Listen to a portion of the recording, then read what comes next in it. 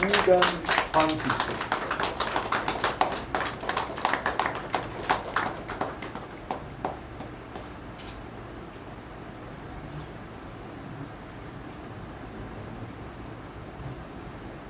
ঠিক আছে, thank you. এইবারে আমি অংশুমানকে অনুরোধ করব, অংশুমান যে বিভিন্ন দেশে বিদেশে ঘুরেছেন, তার যা খাদ্য এবং পানীয়র সঙ্গে তার যেসব এনকাউন্টার হয়েছে সেই সম্পর্কে তার কিছু অভিনব অভিজ্ঞতার কথা তিনি আমাদের শোনাবেন। অংশুমান। দুটো জিনিস বলবো, একটা হচ্ছে বইটা নিয়ে, যে বইটা নিয়ে আজকে মূলত আসা সেইটা নিয়ে, এবং তারপরে আমি যেটা দীপঙ্করদা বললেন সেটাতে ঢুকছি। খাদ্য যেরকম সংস্কৃতির ব্যাপার, খাদ্য একটা কিন্তু ভীষণ রাজনীতিরও ব্যাপার। হ্যাঁ, তো ভীষণ রাজনীতি এবং সামাজিক ব্যাপার, খাদ্য একটা বিশাল একটা পরিপ্রেক্ষিত জুড়ে আছে। মানে আপনি যদি দেখেন যে এই মানুষের যে আজকে মানুষ যেরকম দেখতে, একদম যদি সেটাই দেখি, মানুষ এরকম দেখতে তার একটা কারণ কিন্তু মানুষের খাবার। মানে যদি খুব ভেবে দেখেন যে পুরোনো দিনের ছবি দেখেছেন তো, নিয়ান্ডারথাল মানুষ, চোয়ালটা বড়,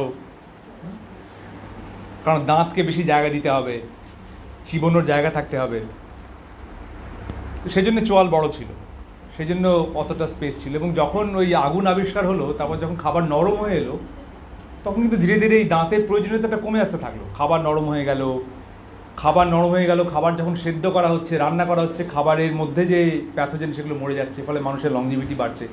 ফলে মানুষ এখন যেরমভাবে দাঁড়িয়ে, যেরমভাবে আমরা দেখতে, যেরমভাবে আমাদের কাজকর্ম, সবটার সঙ্গে কিন্তু খাবারের একটা ওতপ্রোতভাবে খাবার জড়িয়ে আছে। তো সুতরাং খাবারটা যেরকম সংস্কৃতি, সেরকম আরও অনেক কিছু। তো আমি মূলত কাজ করি খাবার দাবার নিয়ে, মানে খাবার কী করে উৎপাদন হবে, সেটা কী করে বন্টন হবে, এবং সে কী করে বাজারজাত হবে, কী করে মানুষ খাবে। এই খাবারের মানে আজকাল গম্ভীর ভাষায় বলে ফার্ম টু ফোর্ক, হ্যাঁ, যে যেখান থেকে উৎপাদন হচ্ছে আর আমার থালা অবধি পৌঁছানো, এই যে পুরো রাস্তাটা জুড়ে খাবার ট্রাভেল করে, সেইটা নানা জিনিস নিয়ে আমি পড়াই, লিখি, কাজ করি, শিখি, এসব করি আর কি। তো এটা করতে গিয়ে দেখছি এই যে খাবারের যে বিশাল ব্যাপ্তি, সেটা নিয়ে খুব একটা লেখা নেই, সেটা নিয়ে কোনো বইপত্র নেই। বইপত্র আছে হয়তো একটা বিষয় নিয়ে, হয়তো সংস্কৃতি নিয়ে আছে, তার স্বাদ নিয়ে প্রচুর, বাঙালির তো প্রচুর, মানে কোন বিরিয়ানিতে আলু থাকবে, কোনটা আলু থাকবে না, এই নিয়ে যত চিন্তা। বিরিয়ানিটা কোত্থেকে এলো, চাল কেন একটা আসলে মানে গ্রিন রেভলিউশনের সময় চালকে কেন একটা রাজনৈতিক অস্ত্র, একটা নিও কলোনিয়ালিজমের অস্ত্র হিসেবে দেখা হয়েছিল, সেটা নিয়ে খুব একটা চর্চা আমরা করি না। সেগুলোও ইকুয়ালি জরুরি। তো ফলে এই যে সামগ্রিকতা, এইটা জুড়ে কোনো লেখা নেই, কোনো বইপত্র নেই, টুকরো টুকরো করে আছে। কেউ আবার শুধু এইটা নিয়ে লিখছেন, কেউ স্বাদটা ভুলে যাচ্ছেন, কেউ স্বাদটা নিয়ে লিখছেন তো এটা ভুলে যাচ্ছেন। সেইটা কাউকে দোষ দেওয়ার জন্য বলছে না, কিন্তু এটা সম্ভব নয় বলে, মানে এত একটা বিশাল বড় ব্যাপার। কিন্তু যখন পড়াতে যাচ্ছি দেখছি যে এবার না বুঝলেও তো নয়, মানে পুরোটা না বুঝলেও তো অধরা থেকে যাচ্ছে অনেকগুলো জিনিস, আধা খেঁচড়া হচ্ছে। তো সেইটা করতে গিয়ে আমার মাথায় এই বইটা লেখার কথা আসে। এই বইটা একটা আধা খেঁচড়া বই, হ্যাঁ, এই বইটাও একটা, যদি আপনারা দেখেন যে কমপ্লিট বই নয়, বইটা পড়তে পড়তে মনে হয় যেন হলো না, মানে আরেকটু যেন হলে ভালো হতো। তো এই বইটা আমি লিখেছি ওইটার জন্যই, যাতে আরেকটু হলে ভালো হতো, এটা মনে হয়। মানে ধরা যাক টেকনোলজি, খাবার উৎপাদন করতে টেকনোলজি, এটা নিয়ে আমি 3 পাতা লিখেছি। এটা নিয়ে অন্তত মানে 3 লাখ পাতা লেখা যায়।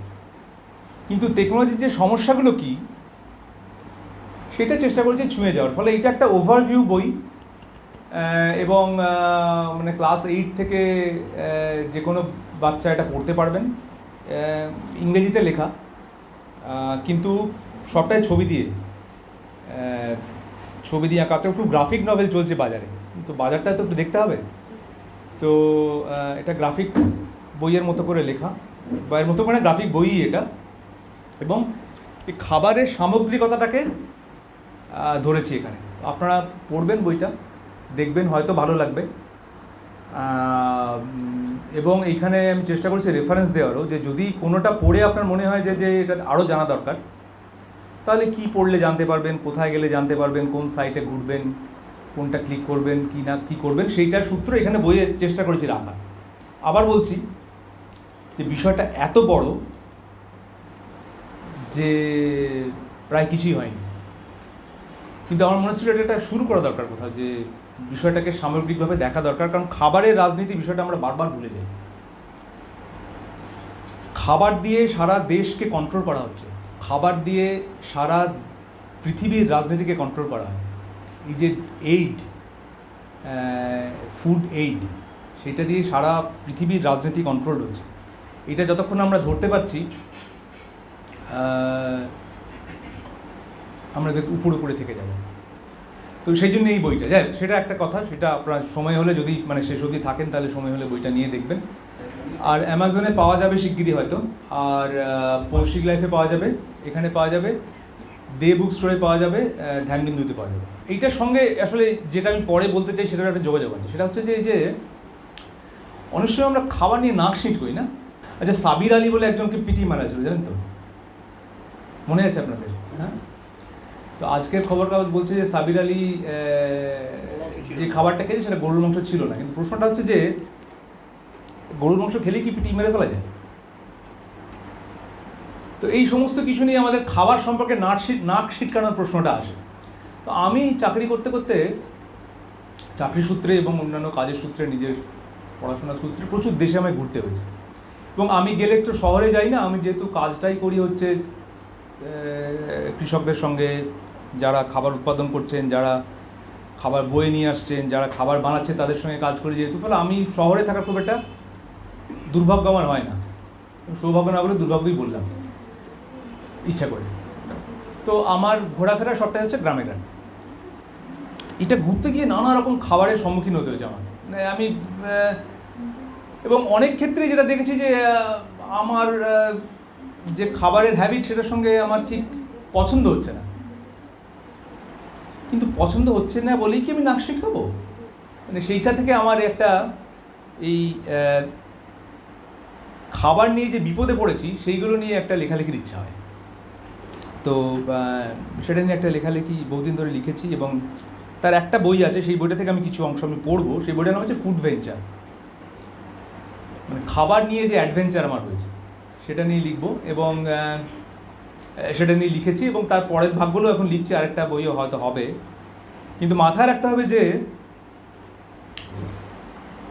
মানুষ যখন একটা জিনিস খাচ্ছে, মানুষ যখন আপনাকে ভালোবেসে একটা জিনিস খেতে দিচ্ছে, বা মানুষ যখন ভালোবেসে একটা জিনিস খাচ্ছে, তখন সেইটার স্বাদের থেকেও আমার কাছে, আমার ব্যক্তিগতভাবে আমার কাছে সেই খাবারটা যে ভালোবাসা দিয়ে তৈরি হয়েছে, সেই খাবারটা যে মানুষের শ্রম দিয়ে তৈরি হয়েছে, ওই খাবারটাতে ঘাম রক্ত আছে, তো ফলে সেইটা নিয়ে আমার মনে একটু অন্যরকমভাবে চর্চা করা দরকার, এবং সেইগুলোও একটু আলোচনা করা দরকার। তো সেই জন্যই একটু খেলার ছলেই, হয়তো একটু হালকার ছলেই বইটা লেখা, কিন্তু খুব একটা হালকা করে ভাবার বিষয় নয়। আমি কয়েকটা পাতা বেছে রেখেছি, সেখান থেকে একটু পড়বো, কারণ আমি তরুণদের মতো সুবক্তা নই। ফলে মানে যতটা ভালো কলম চলে ততটা ভালো জিভ চলে না। তো ফলে এই একটু বইয়ের সুযোগ নেব, বইয়ের সুবিধাটা নেব আর কি। তো প্রথম যে লেখাটা থেকে পড়বো সেটা হচ্ছে লাওসের ঘটনা। লাওস আপনারা জানেন যে ওই কম্বোডিয়ার ধারে কাছে, ওই জায়গার যে সাউথ ইস্ট এশিয়ার যে খাওয়া দাওয়া, ওখানে একটা টিপিক্যাল খাওয়া দাওয়ার চরিত্র আছে। তো সেইটার একটা সেটা থেকে একটু পড়ছি, তারপরে অন্য জায়গা থেকেও পড়বো। যেতে যেতে যখন গলা শুকিয়ে কাঠ, থামা হলো রাস্তায়, আমাদের দেশের ধাবার মতো, তবে আরও ছিমছাম। বাইরে রোদে চেয়ার টেবিল পাতা। লাওসের ওয়াটাওয়ে এয়ারপোর্ট থেকে চলেছি সাভান্না ক্ষেতের দিকে। আগামী 7 দিন ওখানেই আমার ডেরা। কেমন করে চাষের পরিকল্পনা করতে হয় সেসব শেখাতে হবে কৃষি আধিকারিকদের। যাই হোক, নতুন এসেছি দেশটায়, দোকানে ঢুকে ঘুরে ঘুরে দেখছি, মানে একটা ধাবার মতো জায়গা, রাস্তা যাওয়ার পথে থেমেছি। দোকানে ঢুকে ঘুরে ঘুরে দেখছি, একদিকে কাবাবের শিক ঝুলছে, লজেন্স, সিগারেট, অন্যদিকে থরে থরে কাঁচের জার, যেরকম থাকতো আমাদের স্কুলের জীবন বিজ্ঞানের ল্যাবে। কৌতূহল হলো, দেখি গিয়ে, বাহ বেশ, একটা জারে সাপ, নানা রকম সাপ, কোথাও কাঁকড়া বিছে, কোথাও তেঁতুল বিছে। দোকানের মালিকের তো বেশ বিজ্ঞান মনস্কতা, ভাষা তো বুঝি না। কফি খেতে খেতে জিজ্ঞেস করলাম ব্যাপারটা। স্মিত হাস্যে আমার সহকর্মী বললেন, আচ্ছা তোমাকে একদিন খাওয়াবো। খাওয়াবে মানে? ওই যে মদিরা। সর্বনাশ, বলে কি? ওগুলো নাকি দিশি মদিরার জার, আর তাতে সাপ বিছে ডুবিয়ে রাখা, যাতে মদের ঔষধি গুণ বাড়ে। বাবারে, কোনটা বিষ আর কোনটা ওষুধ? আমি তাড়াতাড়ি কফির কাপে উঁকি দিয়ে দেখি ওখানে আবার কেউ দেহ রেখেছে কিনা। এরপর থেকে যখনই খাচ্ছি খাবার সম্পর্কে জেনে নিচ্ছি ভালো করে। এমনিতে আমার কোনো বাজ বিচার নেই, তবে জেনে শুনে খাওয়াই ভালো। হোটেলের রেস্তোরাঁর খাবার বেশ চমৎকার, ঝাল নেই, সেদ্ধ সেদ্ধ। সকালে মাড় ভাতে ডিমের ভুজিয়া, দুপুরে মুরগি ভাজা, আঠা আঠা ভাত, আর তার সঙ্গে করলার স্যুপ। ওটা একটা খুব সাংঘাতিক ব্যাপার, মানে ভাত দিচ্ছে তার সঙ্গে স্যুপ হিসেবে দিচ্ছে করলার স্যুপ। হ্যাঁ, এটা একটা সাংঘাতিক ব্যাপার। এইটা আবার আপনি কিন্তু শহরের খাবারে পাবেন না। যাই হোক, তো টনক নড়লো একদিন সকালে। লাউয়ে গাছপালা বেশি, পোকামাকড়ও বেশি। একটা গঙ্গা ফড়িংয়ের মতো দেখতে পোকা, দেখতে ঠিক যেন একটা পাতা। আমি ছবি তুলছি, একজন মহিলা এগিয়ে এসে বললেন, বাহ, এটা বেশ ভালো দেখতে। ভালো তো বটেই, কি চমৎকার দেখতে। আমি বললাম, যেমন দেখতে খেতেও তেমন। বলি ডানাটা ভেঙে টপ করে মুখে চালান। আমি হতভম্ব। ধীরে ধীরে জানা গেল যা যা হেঁটে চলে বেড়ায় তার প্রায় সবটাই লাউবাসীরা আনন্দ সহকারে খেয়ে থাকে। তো লাউতে আমি দেখছি যে লাউ একসময় মানে বৃষ্টিপাতের মতো বোমা পড়েছে সেকেন্ড ওয়ার্ল্ড ওয়ারে। ফলে লাউয়ের সিঁড়ির যে রেলিং, সেগুলো বোমার খোলা দিয়ে তৈরি গ্রামের বাড়িতে। মানে আপনি হয়তো একটা জায়গাতে বসে আছেন, সেটা একটা মানে শেল, বড় শেল, এত বড় শেল, তার আধখানা কাটা, তার উপর একটা টিনের পাত দেওয়া, এটা একটা মোড়া। তো ওদের এরকম বাগান ভর্তি গোলাগুলি পড়ে আছে, শেল পড়ে আছে, সাংঘাতিক একটা এক্সপিরিয়েন্সের মধ্যে দিয়ে ওরা গেছে আর কি। তো ওরা বলছে আর কি যে আমাদের দেশে জানেন তো খাবারের অভাব হবে না, আমরা সব সব খেতে পারি। দ্বিতীয় বিশ্বযুদ্ধের সময় আমাদের থাকতে হতো জঙ্গলে জঙ্গলে, কখন যে বোমা পড়বে তার ঠিক ছিল না। আমরা গোটা জাতি মনে হয় বেঁচে গেছি আমাদের এই বিচিত্র খাবারের স্বভাবের জন্য। তো এবারে বিচিত্র খাবারের স্বভাবটা কী সেটা বলছি। এখানে একটা স্থানীয় বাজার বসে। আমার বাজার দেখতে খুব ভালো লাগে।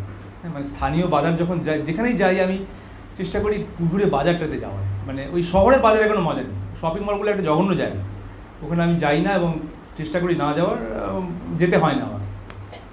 কিন্তু যদি কখনো মফস্বলে স্থানীয় বাজারে যান, এটা একটা আশ্চর্য জায়গা। মানে এটা যে কি চমৎকার জায়গা, সেখানে মানে জুতো, জামা, ঝুড়ি, কোদাল, গরুর মাংস, শুকনো মাছ, সব মিলিয়ে একটা লণ্ডভণ্ড ব্যাপার, একটা সাংঘাতিক ব্যাপার। মানে গোটা দেশটা আপনার সামনে যেন দাঁড়িয়ে আছে।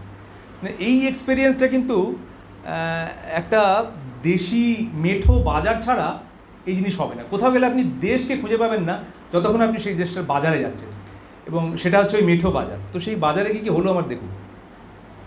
তো এখানে একটা স্থানীয় বাজার বসে, রাস্তার ধারে হাজির হলাম। এটা একটা সন্ধ্যার বাজার, স্কুলের সামনে একটা মাঠ, সেখানে সন্ধ্যেবেলায় লোকে আসে, আড্ডা টাড্ডা মারে ইত্যাদি। নানা রকম মাছ ভাজা, সবই কাঠিতে গাঁথা আর ছাঁকা তেলে ভাজা। তার মধ্যে নানাবিধ পোকা এবং ব্যাঙ, ছোট ব্যাঙ, বড় ব্যাঙ, একদম আস্ত চামড়া শুদ্ধ, এবং তারপর সাপ, জ্যান্ত, কেটে কুটে পেটে যাওয়ার জন্য তৈরি। মানে আপনি বলে দেবেন ওই সাপটা খাবো, ওরা কেটে পরিষ্কার করে ছাড়িয়ে ভেজে টেজে আপনাকে দেবে, ভেজে বা সেদ্ধ করে আপনি যেভাবে খেতে চান। কেটে কুটে পেটে যাওয়ার জন্য তৈরি। খাদ্য শৃঙ্খলের সমস্ত স্তর এসে হাজির ওখানে। মানে একদম বাঘ থেকে শুরু করে আপনি বাঘও পাবেন বোধ হয়, এটা আমি চেষ্টা করি না অবশ্য। আমার ব্যাঙ খাওয়ার বড় শখ, কিন্তু গোটা ব্যাঙ আমার দিকে তাকিয়ে আছে আর আমি তাকে খাচ্ছি, এই ব্যাপারটা আমার পছন্দ হচ্ছে না মোটেই। তো ফলে আমি সেই যাত্রা ক্ষান্ত দিলাম। তো পরে আমি ব্যাঙ খেয়েছিলাম, মানে ওই তখন ওই ব্যাঙের পা জোগাড় করলাম, সেটা তাও খাওয়া গেল। মানে ওটা কী করেছেন জানেন তো, মানে শিকে ছোটো ছোটো ব্যাঙ গেঁথে রেখেছে, যেরকম শিক কাবাব হয়, চামড়া চোখ সব শুদ্ধ। মানে ওইটা একটা, মানে আমার ব্যাঙে অসুবিধা নেই, খেতেই পারি আমি সব। মানে কী যে না খেয়েছি আপনাদের কি বলবো আমি। কিন্তু মনে হলো ওটা আমার দিকে তাকিয়েছে, আমি তাকে খাবো, ওটা খেতে পারিনি। পরে আমি ব্যাঙের ঠ্যাংটা খেয়েছি। কিন্তু যেটা খেতে পারেননি সেটা শুনুন। একটা দোকানে লোকের ডিম থেকে কী যেন কুটে কুটে খাচ্ছে দেখে এগিয়ে গেলাম। হাঁসের ডিমের মধ্যে ছানা থাকা অবস্থাতেই তাকে সেদ্ধ করে নুন গোলমরিচ দিয়ে খেয়ে ফেলছে লোকে টপাটপ। বেজার মুখে পরের দোকানে গিয়ে সেখানে মৌচাকের মধ্যে জ্যান্ত লার্ভা রোস্ট করে খাওয়া দেখে আরও মুষড়ে পড়লাম। ডিম, গোটা গোটা লঙ্কা দিয়ে গুটি পোকা ভাজা লোকে বেশ তাড়িয়ে তাড়িয়ে খাচ্ছে দেখলাম। তবে তাড়িয়ে তাড়িয়ে খাওয়া ব্যাপারটা দেখলাম তার পরের দোকানে। ছোট ছোট মাছ হালকা তেলে সাঁতলানো, তখনও জ্যান্ত, তাদের কাঁটা চামচ দিয়ে খাওয়ার প্রবল চেষ্টা হচ্ছে, আর তারা টেবিলময় প্রাণের ভয়ে লাফিয়ে বেড়াচ্ছে। সেটা একটা বিচিত্র ব্যাপার। মাছ লাফিয়ে বেড়াচ্ছে, লোকে কাঁটা চামচ দিয়ে সেই মাছ গেঁথে গেঁথে খাচ্ছে। মানে গরুর ঠোঁট, গরুর জিভ, মুরগির পা, গরুর রক্ত জমাট করে চাউমিন দিয়ে স্যুপ, সেদ্ধ ইল মাছ, লেবুতে জড়ানো শুয়োরের কাঁচা মাংস, এইসবের চাপে সন্ধ্যের টিফিনটা মারা গেল সেদিন। যাই হোক, এইটাই আমাদের লাওসের অভিজ্ঞতা। আমি ভালো কথা লিখিনি এই বইটাতে, আসলে ভালো কথা লিখবো বলে এই বইটা লিখিনি। তো লিখেছিলাম যে কোথায় কোথায় কী অ্যাডভেঞ্চার রয়েছে, কিন্তু আমি এনজয় করেছি। হ্যাঁ, খেতে পারিনি, সেটা মানে আমার দুর্বলতা আমি বলবো। আমার আমার আমার রসনায় যায় না, আমার ইয়েতে যায় না, কিন্তু লোকে খাচ্ছেন, লোকে নিশ্চয়ই ভালোবেসেই খাচ্ছেন। আরেকটা গল্প বলি, সেটা হচ্ছে ইথিওপিয়া, আফ্রিকা। হ্যাঁ, তো ইথিওপিয়ার কোন জায়গাটা বলি, ইথিওপিয়ার কফির গল্পটা বলি, সেটা খুব মজা। কফির কথা না বললে ইথিওপিয়ার কথা শেষ হবে না। তো পৃথিবীর সব থেকে সেরা কফি হচ্ছে ইথিওপিয়ার কফি। কফি পানের উৎপত্তি ইথিওপিয়ায়। কালদি নামে এক রাখাল বালক একদিন দেখে কি যেন একটা লাল ফল খেয়ে তার ছাগলের দল মহা উৎসাহে লাফালাফি করছে। কালদি নিজেও সেই ফল খেয়ে দেখে এবং তাতে তারও একই অবস্থা হয়, সেই লাল ফলই কফি। তবে আজকের কফি অবধি আসতে তার অনেক সময় লেগেছে। কফি চাষ, রপ্তানি, গবেষণা ইথিওপিয়ার অর্থনীতির অনেকখানি জায়গা জুড়ে আছে।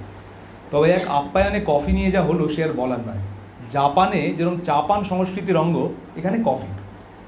সেদিন ঘুরতে ঘুরতে বেলা দুটো, গ্রামে গ্রামে ঘুরছি, ঘুরে একটা জায়গাতে এসে এসে পৌঁছেছি। এক সরকারি অফিসে কফি খেয়ে আমরা যাবো লাঞ্চ খেতে। খিদে মাথা ঘুরছে, ভাবলাম এক কাপ কফি বই তো নয়, এক্ষুনি হয়ে যাবে। ও বাবা, যে ইথিওপিয়ান সহচরী আমাদের সঙ্গে সব দেখাচ্ছিলেন, দিব্যি জিন্স টিন্স পরা, সে দেখি কোথা থেকে সাদা ইথিওপিয়ান পোশাক পরে এসে কফি বীজ, মাটির কায়দা করা পুরোনো দিনের কেটলি, পরে বুঝেছি সব কেটলি ওরকম, নতুন বা পুরনো, তার নাম হচ্ছে জেবেনা, খড়, আগুন এসব নিয়ে আসছে। কফির নামে দেখছি সব বীজ আসছে, ড্রেস পরে ফেললো, সুন্দর চমৎকার সাদা ড্রেস, ও ভোল বদলে গেল, জিন্স পরেছিল, সুন্দর একটা লম্বা ড্রেস পরে ফেললো, খড় নিয়ে আসছে, আগুন নিয়ে আসছে, বড় বড় কিসব নিয়ে আসছে। হচ্ছে দেখো, হাওয়া ভালো নয়। আমাদের সামনে সে কফি বীজ রোস্ট করলো, সেই ধোঁয়ার গন্ধ ঘুরে ঘুরে সবাইকে শোঁকালো। এরকম লোক বসে আছে, সেই ধোঁয়ার গন্ধ যত্ন করে, মানে স্লো মোশন, ইচ্ছা করে যায় না, খিদে পেয়েছিল বলে হয়তো আরও ইচ্ছা করে করে সেই গন্ধ শোঁকালো, গুঁড়ো করলো, কফি ভিজিয়ে বানালো, তারপর ছোট ছোট কাপে আমাদের দিল, সঙ্গে রাশি রাশি ভুট্টার খই, সব মিলিয়ে 1 ঘন্টা। কফি এখানে চিনি, নুন, মশলাপাতি সব দিয়ে খায়, রীতিমতো রান্না করে। কত রকমের কফি হয় তা শিখেছি এখানেই, তবে সম্পূর্ণ শিখতে পারিনি। কী কফি খাবে জিজ্ঞেস করলে আমি আর চোখে দেখে নিই অন্যরা কী খাচ্ছে, তারপর বলি ওই যে ওইটা। তো কফি নিয়ে এরকম ভারী মজার মজার এক্সপিরিয়েন্স হয়েছে।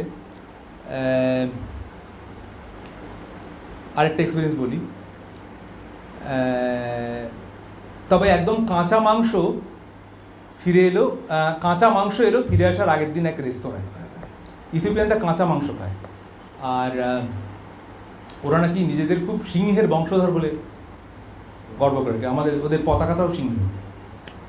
তো ফেরেনি বলে, দেখো আমরা কাঁচা মাংস খাই কারণ আমরা সিংহের জাত, তোমরাও সব গরু ছাগল। সেটা বলেনি অবশ্য, এখন হলে হয়তো বলতো। যাই হোক, তো তো একটা রেস্তোরাঁয় লাস্ট দিনে বসে আছি, তখন এক রাশ আধ পাকা আধ কাঁচা তুমুল মশলাদার খাবারের সঙ্গে কাঁচা মাংস এলো। আমরা কিন্তু সিংহ। তিরিঙ্গ আমার কানের কাছে মুখ এনে বলল, তিরিঙ্গ হচ্ছে আমার কলিগ যে কাজ করেন ওখানে, তাই আমরা কাঁচা খাই, কাঁচাতেই তো আসল স্বাদ। পিস পিস মাংস আর ছোটো ছোটো ছুরি, তুমি ইচ্ছে মতো কেটে কেটে খাও, ব্যাপারটা আমার ভালো লাগলো। কিন্তু সিংহরা কিনা মানুষ খায়, সেইভাবে কাষ্ঠ হাসি এসে সেই ঠান্ডা ও কাঁচা গোমাংস ভক্ষণ করলাম। তিরিঙ্গকে বলার সাহস পেলাম না যে এর থেকে কলকাতার বিফ ভুনায় আমি দিব্যি স্বাদ পাই। খাবার শেষ হলো মধু দিয়ে তৈরি তেজ মধুরা দিয়ে, খেতে মিষ্টি হলো না, বেশ তেজ। তারপর সোজা এক উড়ানে ফেরত, আর কাঁচা নয়, দিব্যি কষা মাংস, ভুনা, কাবাব ও নিহারি খেয়ে প্রায়শ্চিত্ত। তো কাঁচা মাংস খেতে আমার একটা ভালো লাগে। একটু দেশের কথা বলি। হ্যাঁ, মানে এটা হচ্ছে পাহাড়িয়া বলে একটা ট্রাইব। তো আমি শুধু বিদেশে ঘুরেছি এরকম ভাববেন না, মানে এরকম অপবাদ দেবেন না। পাহাড়িয়া বলে একটা ট্রাইব আছে, সেটা হচ্ছে আপনার রাজমহল পাহাড়ে। রাজমহল পাহাড়ের মাথায় মাথায় তারা, নামটাই সেজন্য পাহাড়িয়া ট্রাইব, পাহাড়ে থাকে বলে। তো তারা জঙ্গল থেকে খাবার সংগ্রহ করে খায়। তো সেইখানে আমি একসময় স্টাডি করছিলাম যে কত রকম জঙ্গলে খাবার তারা কালেক্ট করে খায়। আমি প্রায় পেয়েছিলাম 124 রকম খাবার, নানা রকম খাবার যেগুলো আমরা কখনো জানি না। তো একদিন আমার মাথায় কি ভূত চাপলো, আমি তাদের বললাম যে তোমরা তো খাওয়া একদিন দেখে খাওয়া, ঠিক আছে। তা সেই পাহাড়িয়ারা ডাকলেন একদিন নেমন্তন্ন, আমারও মাথায় ভূত চাপলো। বললাম তোমাদের সঙ্গে ঘুরে ঘুরে জঙ্গলে খাবার সংগ্রহ করবো, তারপর সেই রেঁধে তোমরা আমাকে খাওয়াবে। সেই শুনে সুন্দরীরা তো হেসে খুন। নির্দিষ্ট দিনে পাহাড় টপকে হাঁপাতে হাঁপাতে হাজির হলাম গ্রামে। ঝুড়ি নিয়ে হাজির দুজন, তাদের সঙ্গে আমি যাব, আর বাকিরা কজন জাঁতায় পিষে বানিয়ে রাখবেন ভুট্টার আটা। আমি চললুম ডালপালা সরিয়ে, আকাশে ঝুলন্ত বিরাট মাকড়সা, গাছের ডালে পিঁপড়ের বাসা, আর মাটিতে বিচিত্র কেন্ন এড়িয়ে। প্রথম স্টপ পাহাড়ি আলু। ঝপাঝপ কাস্তে চললো খুরপি, বেরিয়ে এলো 1 হাত লম্বা আলু। বুঝলে কী করে এখানে আলু আছে? আমার অর্বাচীন প্রশ্ন। জমি পাহাড়িন, বদবের নাম ছিল জমি পাহাড়িন। জমি পাহাড়িন তার অজস্র কুঞ্চিত মুখে কুঁচকে তাকায় আমার দিকে। গাছটা দেখছিস না? কিন্তু এরকম তো অনেক গাছ রয়েছে, আলু হয়েছে কি হয়নি কী করে বুঝবে? পাতার রং দেখে। তাছাড়া আমরা ঠিক জানি কোথায় কি পাওয়া যায়, কখন পাওয়া যায়। এই যে 5টা পাহাড় দেখছিস, এর কোথায় কি পাওয়া যায় সব আমি জানি। 5টা পাহাড়, আমার মুখ ঝুলে আসে। 5টা বাস স্টপ পেরোটিতে আমাকে গুগল ম্যাপ দেখতে হয়। ঝপাঝপ আরও 3-4 রকম আলু কচু বেরিয়ে আসে। পাহাড়ি আতা, হুস করে সাপ তাড়িয়ে তুলে আনা হয় লতানে পাহাড়ি কাঁকড়। পটাপট জঙ্গলি বড় বড় পাতা। পাতায় কী হবে? কিছুই জানিস না দেখছি, সমরিয়া বলে। একদম ঠিক কথা। সঙ্গে এসেছে 2টো তাগড়া কুকুর, আমাকে বকে ভুক ভুক। আমি মনে মনে বলি ভুক তো বটেই, ভুকের জন্যই এত কিছু। তবে এই যে কখন কোথায় কি তুলবো, কাকে বাঁচিয়ে রাখবো ভবিষ্যতের জন্য, আর কার ফসল তুলবো এখন, এই বিদ্যার কিছুই আমি জানি না। আমি তো কোন ছাড়, বিজ্ঞানীরাও তল পাবেন না সমরিয়া পাহাড়িনের জ্ঞান ভাণ্ডারে। এটা আমার বারবার মনে হয়েছে যে এই খাবার নিয়ে আমাদের একদম যারা লেখাপড়া করেননি তাদের যা জ্ঞান, সেই জ্ঞানের মানে বিন্দুমাত্র কিন্তু পিএইচডি করে পাওয়া যায়। মানে সেইটার সন্ধানেই আমি, মানে এই যে এত ঘুরে বেড়ানো দেখছেন, সেইটারই সন্ধান। কি তারা জানে, কি করে আমরা জানবো, কোন ভাষায় জানবো, কি করে, মানে এটা তো লেখা যায় না। আর আমি যে ভাষায় কথা বলছি আর তাঁরা যে ভাষায় কথা বলবেন, সে ভাষাটাও তো আলাদা। মানে ভাষা, আমি ল্যাঙ্গুয়েজ বলছি না, আমি বলছি যে তাদের প্রকাশের ভাষা, সেটা তো আমার মতো সভ্য ভাষা নয়। ফলে তারা হাব ভাব দিয়ে বলবেন, তারা হেসে গড়িয়ে পড়ে বলবেন, তারা যখন রাঁধবেন তখন আমাকে দেখতে হবে কীরকমভাবে রাঁধছেন। এরকমভাবেই জ্ঞান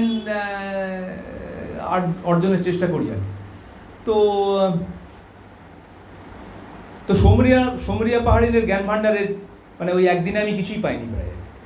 তাও যতটুকু পেয়েছি নানা জায়গায় লেখার চেষ্টা করেছি। শাক উঠলো, পাহাড়ি পটল, আরও সব কি।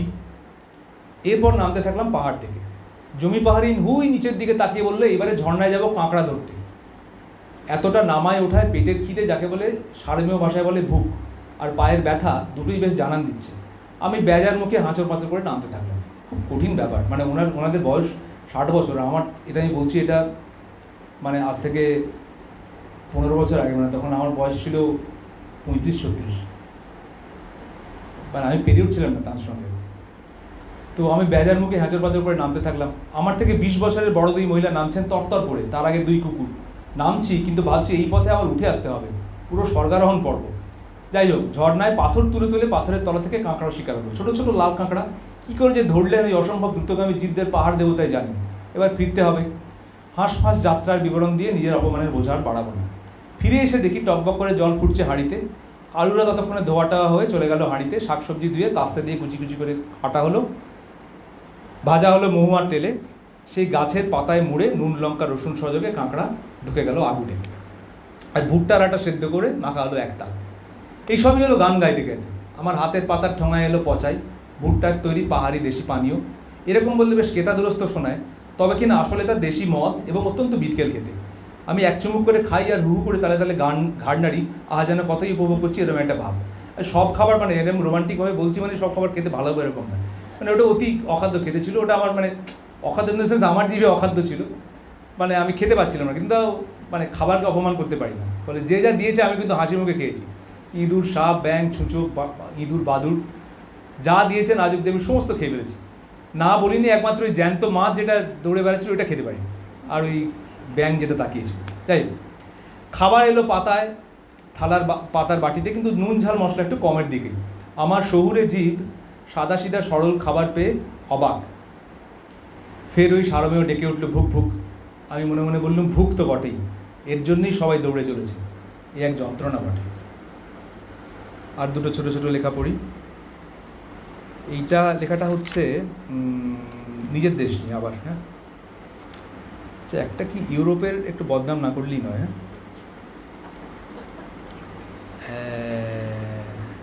আফ্রিকান খাবার ভারী চমৎকার। আফ্রিকান খাবার খুব বেসিক, আর একটা চমৎকার আসল খাবারের গন্ধটা পাওয়া যায়, অতি মশলায়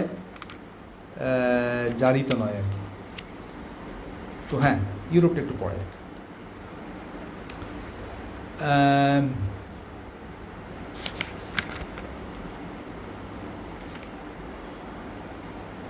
হ্যাঁ, এয়ারপোর্টে আপনি মাঝখান থেকে পড়ছি। এয়ারপোর্টে নামা মাত্র এক বিচিত্র চিজের গন্ধ মনকে আচ্ছন্ন করে। মানে যাদের ইউরোপ যাওয়ার অভ্যেস আছে দেখবেন যে এয়ারপোর্টে নামা থেকে একটা চিজের গন্ধ শুরু হয়। মানে প্রথমে ভালো লাগে, তারপর একটা দাগ উঠতে থাকে, তারপর পুরো সময়টা জুড়ে সেই গন্ধ তাড়া করে বেড়ায় দেশময়। লম্বা সময় থাকলে সেই গন্ধে গা গুলায়। আমাদের দেশে আমরা ওই এক ধরনের নোনতা চিজ কি অভ্যস্ত, আমুলের চিজ, এটা অখাদ্য, যেটা আদৌ চিজ নয়। আজকাল বোধহয় আরও অন্যরাও বানাচ্ছে, কিন্তু ওই অতিরিক্ত নুন দেওয়া চিজে যেখানে নুন থাকবে আমি জানি, নুন থাকার কোনো কারণ নেই। যাই হোক, তো নরওয়ে সুইজারল্যান্ডের মতো দেশে হিসেব পর্যন্ত থাকে না তার রকম ফেরে। ছাগল, গরু, ভেড়া, মোষ পারলে প্লাটিপাসের দুধ দিয়েও তারা চিজ বানায়। কোনোটা ঢিমে আছে, কোনোটা গনগনে আছে, কোনোটা সকালে, কোনোটা বিকেলে, কোনোটা আধো ছাওয়ায়, কোনোটা ধোঁয়ায়। বিয়ার, ওয়াইন, কফি আর চিজ নিয়ে ইউরোপিয়ানদের কিছু জিজ্ঞেস করা মানে মাথা ঝিমঝিম করে অজ্ঞান হয়ে যাওয়ার আগে অবধি তারা থামবে না। এহেন দশা হয়েছিল ইতালির এক ওয়াইন কারখানায় গিয়ে। যেদিকে দু চোখ যায় শুধু আঙুর গাছ, থোকা থোকা আঙুর। আঙুর ফল টকের গল্পের শিয়াল যে ইতালিও ছিল না, তা ইতালি গেলেই বোঝা যায়। ইতালিতে মানে যেদিকেই যাবেন প্রচুর মানে আঙুর ফলের ক্ষেত আর কি। ট্রাকে চড়ে আঙুর এলো, ঢুকে গেল মেশিনে, রস নিংড়ে তার ঢুকে যাবে ব্যারেলে। মাটির তলায় বিশাল বড় বড় কাঠের ব্যারেল, এক এক রকম কাঠের। ও কি প্রধান, যত পুরনো তত দাম তার। পানীয়র সঙ্গে কাঠের যে এমন সম্পর্ক কে তা জানত। সে নিয়ে নাতিদীর্ঘ বক্তব্য শোনার পর যেতে হলো ওয়াইন চাখতে। ছোটো ছোটো গ্লাসে নানা রকম ওয়াইন আসতে থাকে। ওটা একটা ওয়াইনের ফ্যাক্টরি, এবং তারা ওই সেদিন ওয়াইন টেস্টিং ছিল আর কি। আমি বুঝি তো ওয়াইনের ঘন্টা, কিন্তু যাই হোক। তো আমার সঙ্গে অনেক ইউরোপিয়ান সায়েন্টিস্ট ছিলেন, তো সবারই একই অবস্থা, কে আর ওয়াইন অত বোঝে। তো ছোটো ছোটো গ্লাসে নানা রকম ওয়াইন আসতে থাকে। বাঙালির বিদ্যার দৌড় লাল আর সাদা ওয়াইন, ব্যাস। তার যে এত রকম ফের এত স্বাদ কে জানতো। কেউ নাকি খাবার আগে, কাউকে খেতে অলিভ দিয়ে, কাউকে চিজ দিয়ে, মানে অন্য কিছু করলে তারা ভীষণ রেগে যাচ্ছে, এটা কেন আপনি এটা দিয়ে খাচ্ছেন, এটা তো এটা দিয়ে খেতে আছে। কাউকে মাংসর সঙ্গে, তো কেউ ফলের সহচরী। কারো কারো নাকি খাওয়ার পরে স্বাদ পাওয়া যায়, যাকে বলে আফটার টেস্ট। একটু পরে আমার সব গুলিয়ে যেতে থাকে, স্বাদ গন্ধ সব মিলে ভোঁ করতে থাকে, কিছুই বুঝতে পারি। অত ওয়াইন খেলে তো কোনটা আফটার টেস্ট, কোনটা বিফোর টেস্ট, মানে খাওয়ার আগে গন্ধেই আমি প্রায় মাতাল হয়ে যাচ্ছি। তো ইতালিতে বসে ওয়াইনের অসম্মান করবে এমন সাহসও দেখাতে পারি না, সে একেবারে ছেড়ে দেওয়া কেঁদে বাঁচি অবস্থা। তো ইউরোপের খাবারের একটা মুশকিল হচ্ছে যে মানে নিরক্ষরেখার কাছাকাছি যেসব দেশ, তাদের রান্নায় মশলার ভূমিকা অত্যন্ত গুরুত্বপূর্ণ। একই রান্নায় একাধিক মশলাদার প্রচলন, যেমন মাংসের ঝোলে আদা, পেঁয়াজ, রসুন, তেজপাতা, দারচিনি, এলাচ, লবঙ্গ, গন্ধের সঙ্গে থাকে স্বাদ, ঝাল, মিষ্টি, টক, নুন, ঝাঁঝালো, এইসব থাকে মিশিয়ে, ফলে একই খাবারে নানা রকম স্বাদ ও গন্ধ পাওয়া যায়। ইউরোপিয়ান ঘরানার একটি খাবারে এক ধরনের স্বাদ ও গন্ধই প্রধান, ফলে একই খাবার খেতে বেশ একঘেয়ে লাগে। অল্প অল্প করে খেতে হয়, 3-4 প্রস্তের আগে তারা ক্ষান্ত দেন না। এক বাভারিয়ান রেস্টুরেন্টে শুয়োরের ঠ্যাং খেয়ে দিয়ে আমার একবার ভারী বিপদ হয়েছিল। এত বড় ঠ্যাং দিয়েছে, ঝাল মশলা ছাড়া, সেদ্ধ, বোধহয় ওবেলিক্সেরও অসাধ্য। আমি তো ছাপোষা বাঙালি। তো যাই হোক, তো ইউরোপীয় আরেকটা জিনিস আমি চেষ্টা করি, সেটা হচ্ছে ব্লাড পুডিং, বুঝলেন, রক্ত দিয়ে বানানো একটা পুডিং। সেটা সাধারণত গরুর রক্ত দিয়ে হয়, এটা প্রধানত ইংল্যান্ডে। তো সেইটা কখনো চেষ্টা করবো চোখ বন্ধ করে, এখন অবধি করার সাহস হয়। হ্যাঁ, তো নিজের দেশেও আমি কিন্তু কম অপদস্থ হইনি, যাকে বলে। কাজের সূত্রে গ্রামে গ্রামে ঘুরতে হয়, তাই মেঠো খাবারের স্বাদও পেয়েছি অনেক। হাসি মুখে খেতে হয়েছে নানা ব্যাকরণ বহির্ভূত খাবার, বাঁকুড়ায় মেঠো ইঁদুর, কাঠকুটো দিয়ে পুড়িয়ে বেশ মাটি মাটি খেতে, রবারের মতো শক্ত বালি হাঁস, আঁশটে গন্ধওয়ালা ঝিনুকের ঝোল, এসব তাও কোনো মতে মিষ্টি লাল চালের মোটা ভাত দিয়ে নামিয়ে দেওয়া যায়। তবে কি আপনি কখনো চিঁড়ে দিয়ে চিকেন খেয়েছেন? ছোট ছোট পিস করা দেশি মুরগি, গড়গড়ে করে দেওয়া শুকনো লঙ্কার গুঁড়ো, আদা ও জিরে বাটা দিয়ে লম্বা ঝোল এবং লাল শক্ত দেশি চিঁড়ে। আমার স্বাদগ্রাহী অঙ্গ প্রত্যঙ্গের অবাক হওয়া দেখে আমি এসে খুলি। আরেকবারের কথা, ঝাড়খণ্ডের গ্রামে একটা মিটিং করছি, আর আমাদের খাতিরে রান্না হচ্ছে ক্ষেতের লাউয়ের ঝোল আর ভাত। এই নামানো হবে হবে, খিদেও বেশ জমি এসছে, আমার সামনেই রান্না হচ্ছে, খিদেও বেশ জমি এসছে, বড় এক কড়াই লাউয়ের তরকারি আর ভাতেই হচ্ছে মেনু সেদিন। তাই এমনি ভালো ছিল, খিদেও বেশ জমি এসেছে। আমাদের খুশি করতে টপ টপ করে দুটি শুকনো লঙ্কার প্যাকেট খুলে ঢেলে দিয়ে বেশ খুশি হলেন রাঁধুনি। আমি ঠিক হ্যাঁ, ফিকা লাগ রা থা। চোখের সামনে একটা চমৎকার লাউয়ের তরকারি, একটা লাল রঙের একটা বিকট জিনিস হয়ে গেল। চোখের জল, কানের গরম হাওয়া, পেটের খিদে, এরকম সমন্বয় আমার জীবনে আর কখনো হয়নি। গ্রামের নাম বাসুলিয়া, জেলা দেওঘর। সাবধানবাণী দেওয়া থাকলো, ওই গ্রামে কখনো যাবেন না, ওই আবার লঙ্কা দেওয়া ঝোল খাওয়া। রাজস্থানের অভিজ্ঞতা বলার মতো। ইয়া মোটা বাজরার রুটি, তাতে দেশি গরুর নাকি উটের দুধের থাবা থাবা ঘি আর ভেলি গুড়। খালে বেটা, দাদু খাটিয়ায় বসে গোঁপ চুমড়ে চুমড়ে বলেন, আর আমি ভাবি এই রুটি পেতেই শুয়ে পড়ি, এত বড় রুটি, এত ঘি বাঙালির পেটে সইলে হয়। ডাল বাটি চুরমার বাটি অমনি এক অদ্ভুত জিনিস। মানে আপনারা যে ডাল বাটি চুরমার খেতে অভ্যস্ত, ওইটা আসলে বাটি নয়, হ্যাঁ, বাটি হচ্ছে যেটা এখন বলছি। ডাল বাটি চুরমার বাটি অমনি এক অদ্ভুত জিনিস, খেতে খেতে মনে হয় কেন ছোটোবেলায় দাঁতের যত্ন নিল। এ আপনার শহরের রাজস্থানী থালির শৌখিন অভিযোজন নয়, রীতিমতো কাঠের জালে পোড়ানো ডাল আর ভুট্টার আটার রাস্টিক মেলবন্ধন। তাতে আমার ক্ষমতা কি দাঁত ফোটাই। লঙ্কা নিয়ে নাকের জলে চোখের জলে অবস্থা যেমন হচ্ছে রাজস্থানে, তেমনি মহারাষ্ট্র। আপনাকে জিজ্ঞেস করবে টিক্কা দিই বা ফিক্কা দিই, আপনি হ্যাঁ ক্যা বলতে হয় বলছে বাঙালি হিন্দি প্রশ্ন করতে থাকলেই আপনার কাছে টিক্কা আসবে। টিক্কা মানে হচ্ছে লঙ্কা দেওয়া, রক্তিম বর্ণের। লঙ্কা নিয়ে কিপটে, এই অভিযোগ আমার দেশের লোককে অন্তত কেউ দিতে পারবে না। পশ্চিম দেশে বেগুনের রাতের সহ্য, মাঝে মাঝে আমি বেগুনের মুখ দেখা বন্ধ, বড্ড বেগুন খায় মহারাষ্ট্রের লোকেরা। বেগুন মানে আপনার বিরক্ত লেগে যাবে বেগুন খেয়ে। দুপুরে চানাচুর দিয়ে রুটিও খেয়েছি, সেরকম অভিজ্ঞতা হয়েছে পাড়ায়। হ্যাঁ, এইটা বলি, এটা দিয়ে শেষ করি, মানে এইটা শেষ। পশ্চিমবঙ্গ থেকে তামিলনাড়ু যাওয়ার পথে ওড়িশা ও অন্ধ্রপ্রদেশ, এই দুয়ের মধ্যবর্তী রাজ্যের খাবারে আমি কোনোদিন স্বস্তি পাই। ওই ওড়িশা আর মধ্যপ্রদেশের খাবারটা মনে যেন কিরকম হয়, না এদিক না ওদিক। ওড়িশা আর অন্ধ্রপ্রদেশ, মানে আপনি যখন বাংলায় থাকছেন তখন তো চমৎকার, ঠিক আছে, আবার যাই অন্ধ্রপ্রদেশটা পেরিয়ে তামিলনাড়ু যাচ্ছেন তখন আবার একটা চমৎকার খাবার। এই দুটো স্টেট পড়ে গেছে এই দুটোর মাঝখানে, ফলে একটা হজবরল কেস। মাছের ঝোল খাচ্ছি কিন্তু তাতে এমন টক দেওয়া, আর কারি পাতা, মানে টকও আছে কারি পাতাও আছে, এদিকে মাছের ঝোল, মানে একটা বিদিকিচ্ছিরি অবস্থা। তো তবে ভালো কথা লিখতে তো কলম ধরিনি, অতএব কন্যাকুমারীর রেলগাড়ির এক অভিজ্ঞতা বলি। খিদের মুখে দুপুরবেলা দেখলাম বেশ স্বাস্থ্যবান সসেজের মতো কী যেন বিক্রি করছেন ফেরিওয়ালা। খুব খিদে পেয়েছে, ট্রেনে উঠেছি, কেরালা যাব কন্যাকুমারী থেকে ট্রেনে চেপে। মালটাল বাঙ্কে তুলে গুছিয়ে বসে ইশারায় সসেজের মতো দেখতে বেশ বড় সুন্দর সসেজ কিনে কামড় দিতেই অবাক, পাকা কলা বেসনে ডুবিয়ে ভাজা। হ্যাঁ, মানে সে যে কি একটা অদ্ভুত অভিজ্ঞতা শুরু করবে। তবে যেটা আমি বিলকুল খাই না সেটা হলো চিকেন বাটার মশলা। ওই এক মশলায় সবাই হাবুডুবু খান, পনির, আলু, মটর, কপি সব একসাথে। সারা ভারত জুড়ে সমস্ত হোটেল এই এক উত্তর ভারতীয় সাদাটে গেরুয়া স্বাধীন ক্যালোরি বোমা গ্রেভি যে কী করে নির্ভুলভাবে শিখে ফেললেন, সে রহস্য ফেলুদাও ভেদ করতে পারবেন। বেশ, লাস্ট যেটা পড়তে চাই সেটা হচ্ছে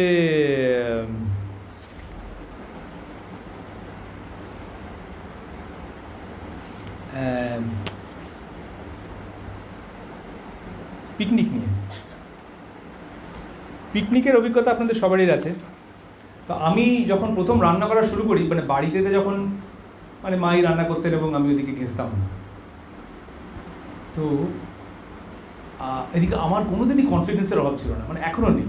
মানে আমাকে আপনি যে কোনো বিষয় নিয়ে বক্তৃতা দিয়ে দেবেন, বক্তৃতা দিয়ে দেবেন, প্রচণ্ড কনফিডেন্স। মানে 10 মিনিট সময় দিলে আমি পড়ে নিয়ে যেটা বলে দেবো। তো সেরকম আমার একবার ওই বিএসসি থার্ড ইয়ারের ক্লাস পিকনিক হবে, সেখানে রাঁধুনি পাওয়া যাচ্ছে না। তো তো তুই রাঁধতে পারবি? হ্যাঁ পারবো। তো তখন গুগলে ছিল না, আমি ফলে একটা মোটামুটি আন্দাজ করে রান্না, ওইটা আমার রান্না শুরু, ভাবুন 30 জনকে খাওয়ানো দিয়ে আমি রান্না শুরু করেছি, ফলে এখন মোটামুটি রাঁধতে পারি। মাংস ব্যাপারটা জটিল হলো না, ওই আদা পেঁয়াজ রসুন জল নুন ইত্যাদি মিলে একটা উতরে যাওয়ার মতো ব্যবস্থা হলো। এবার স্পেশাল আইটেম পেঁপের প্লাস্টিক চাটনি, এইটা সব খাবে বলেছে, এটা কখনো করিনি। পেঁপের প্লাস্টিক চাটনি খেয়েছি, এবারে কি চাটনি বলতে কী মনে, চিনিতে জল দিলেই তারপরে একটা জিনিসটা ছেড়ে দিলেন, হয়ে গেল। সকলেই খিদে পেয়েছে, আমরা তখন সবাই কলেজের 3য় বর্ষ, আমি বেশ গম্ভীর চালে মাংস করেছি, কনফিডেন্সের অভাব আমার কোনোদিনই ছিল না, আজও নেই।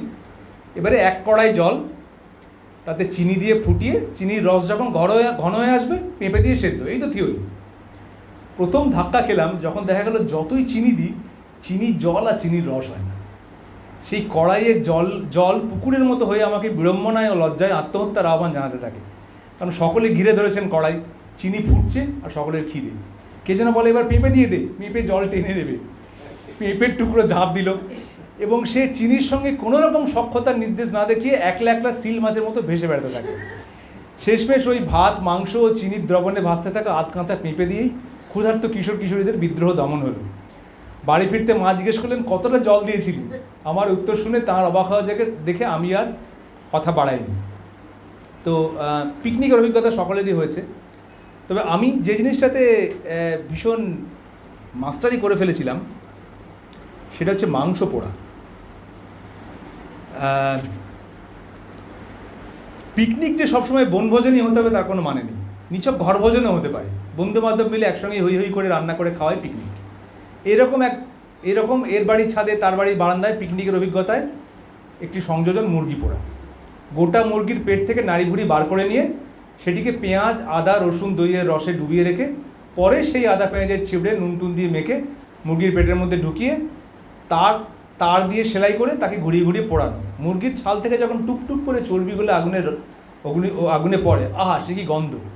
প্রথমবার সেই মুরগির পেটস্থ মশলা খাওয়া হয়েছিল পাউরুটি দিয়ে, সে ভারী বিকট ব্যাপার। তারপরে যত দিন গেছে এই নৃশংস মুরগি পোড়ায় আমি আরও দক্ষ হয়েছি। মুরগি পোড়াতে এখন আমার নানা জায়গা থেকে ডাক আসে। একবার চাঁদের আলোয় খিচুড়ি পিকনিক হবে এরকম একটা রোমান্টিক আয়োজন হয়েছিল। দিব্যি কবিতা গান হলো, রবীন্দ্রনাথ চাঁদ সম্পর্কে যেখানে যা রেফারেন্স দিয়েছেন সব টেনে আনা হলো। এদিকে চাঁদের আলোয় হাড়ির ভিতরে দেখা যায় না কত জল, বোঝা যায় না ডাল সেদ্ধ হলো কিনা। শেষমেশ মধ্যরাত্রে এক অদ্ভুত তরল চাল ডালের মিশ্রণ গ্লাসে ঢেলে সুরুপ সুরুপ করে খেতে খেতে গান গেয়ে গেয়ে ক্ষুধা নিবৃত্তি হলো। যাই হোক, তো আমি আর আমার বন্ধু একসময় মানে একসঙ্গে থাকতাম, কমিউন করবো শখ হয়েছিল তখন, একসঙ্গে থাকতাম। তো সেই কমিউন টেকেনি, সেই না টেকার কারণ আমার মনে হয় এইটা, ওই আমার রান্না করার এক্সপেরিমেন্ট।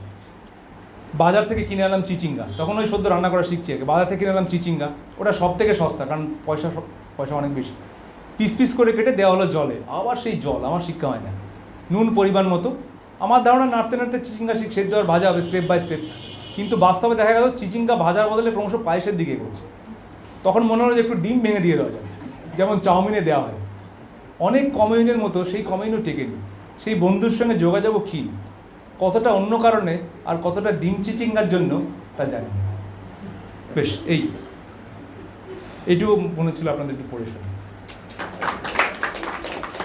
আরেকটা বই হচ্ছে, ওখানে ওই নানা রকম বিপদে পড়ার বেশি। তবে বিপদে পড়াটা আমার মনে হয় একটা এক্সপিরিয়েন্স, এবং এইটা থেকেই আমি মানুষকে আরও ভালোবাসতে শিখি, যে মানুষ কত রকম করে, কত রকম খায়, মানুষ কত ইন্টারেস্টিং জিনিস। আর সেই মানুষ নিয়ে আমরা মারপিট দাঙ্গা হাঙ্গামা, একটা দেশের সঙ্গে একটা দেশের মধ্যে কাল্পনিক বেড়া তুলে দিয়ে স্টেনগান নিয়ে মারপিট, এগুলো কোনো যুক্তি নেই। কত কিছু করার আছে, কত কিছু দেখার আছে, কত কিছু না দেখার আগেই মরে যাব। তো খাবার তার মধ্যে একটা চমৎকার জিনিস, যেগুলো দিয়ে কিন্তু মানুষকে এরকমভাবে চিনে ফেলা যায়, জুড়ে ফেলা যায়। আর ভাষা না জানলেও খাবার দিয়ে দিব্যি আমি যোগাযোগ করি সব জায়গায়, যে কোনো জায়গায়। যাই হোক, নমস্কার।